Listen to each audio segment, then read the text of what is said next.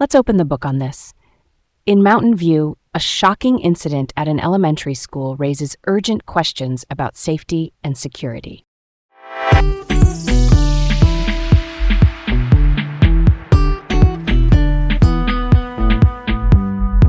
Leah? Garrett? First up, a serious situation at Bubb Elementary School in Mountain View. In March, a 10-year-old boy stabbed a 7-year-old during an after-school program near the baseball field. Police say the 10-year-old does not attend Bubb or the program. The 7-year-old is expected to recover. Officers detained the suspect later at his home with help from a K-9 unit, a police dog team trained to track and assist. The district is offering mental health support to students who saw what happened. That's heavy. Honestly, the ages, a 10-year-old and a 7-year-old, are heartbreaking.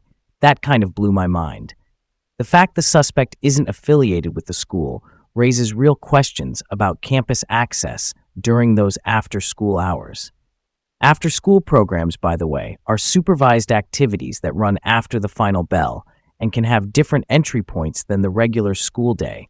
Why would a non-student be able to get that close in the first place? What's the gap here? A few practical things. Campuses often open gates for pickup, rec leagues, and community use around fields. Security tends to be lighter than during the school day. Sign-in systems may cover enrolled kids and staff, but not always the broader perimeter. Not gonna lie, it's a tough balance between being welcoming and being safe.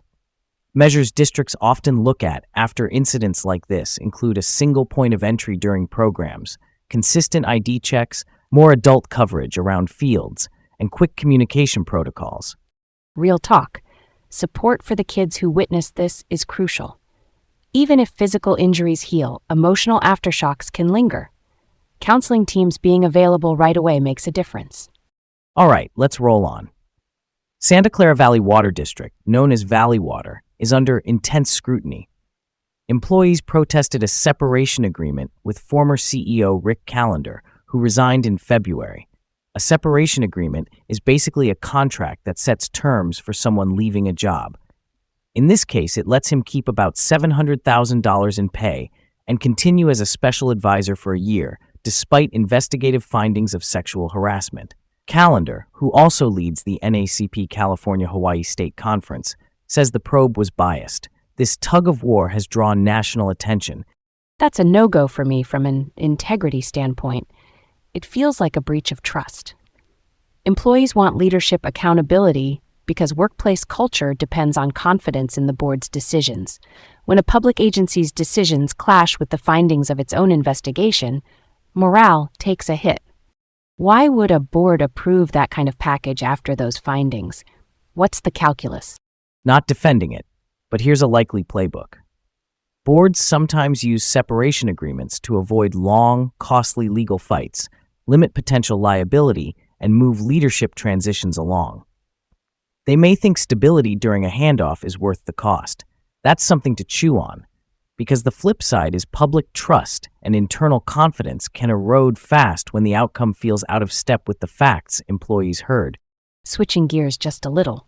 Mountain View's City Council approved an 8-story, 460-unit apartment complex in East Wisman in March. The developer Jeffrey Stone of WTA Middlefield plans mostly studios and one-bedroom homes, with 60 below-market rate units. Below-market rate means reduced rent compared to typical market prices. The site sits on a Superfund location, which is a federally designated contaminated area. Cleanup and safeguards will be overseen by the Environmental Protection Agency. Concerns include loss of green space, removal of 107 trees with 159 planned for replanting, and a lack of community input during planning. This one's got some depth to it. Building on a cleaned-up Superfund site can be a way to turn a polluted spot into housing, but mitigation has to be airtight. Mitigation, by the way, just means steps to reduce risk, like vapor barriers or soil treatment. I'm down for that when it's done right. The part that sticks out is the missing community feedback. Early input can catch design misses and ease tensions later. Why push forward here despite the concerns? What's the driver? Supply, location, and policy pressure. The East Wisman plan aims to add homes near jobs and transit. Cities are also working to meet state housing targets, often called RHNA, which stands for Regional Housing Needs Allocation, a required quota for how many homes to plan for. Sometimes that urgency accelerates approvals. Still, a project can move fast and be transparent. Those aren't mutually exclusive, right? On to the next thing. Buildability. A new app from Mountain View resident Stefano McCoy and his team launched in January to help people navigate city building permits. It uses AI, meaning software that learns patterns from data, to answer questions about rules and timelines. It's especially handy for ADUs, accessory dwelling units, which are small backyard or in-law homes. The goal is to make a maze-like process clearer for homeowners, realtors, developers, and architects. That's fascinating. Simplifying permits could actually unlock more housing options. Why does permitting feel so hard here? What's making it confusing? Layers on layers, local zoning rules, state housing laws, building and fire codes, and environmental rules all overlap. Timelines depend on plan checks, which are official reviews for safety and code compliance. A tool that pulls real permit histories and explains steps in plain language can cut guesswork. That hits different when you're planning a project budget and schedule. Last up, over at Crittenden Middle School in Mountain View, 7th graders are knitting tiny hats for premature babies. The project is led by Gayatri Ratnam, the school's library technician, with support from a volunteer, Pooja Patankar.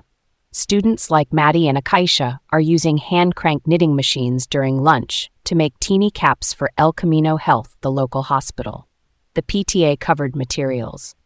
The hospital asks for non-wool, non-feathery yarn to avoid irritation and shedding. With only 2 machines and 1 volunteer, just 2 students can participate every other week. That's pretty cool, right? Service learning plus a new skill. Why the non-wool rule? Short version, wool can itch and some babies have sensitivities. Feathery yarns shed fibers that aren't great for fragile airways. Hospitals set strict guidelines to keep newborns safe. I love that kids are building empathy while making something useful. And bi-weekly here means every other week. Small capacity now, but the heart behind it is big. That's a story worth telling. All right, that ties it up nicely for Mountain View today. And there we have it, full circle. More to come tomorrow.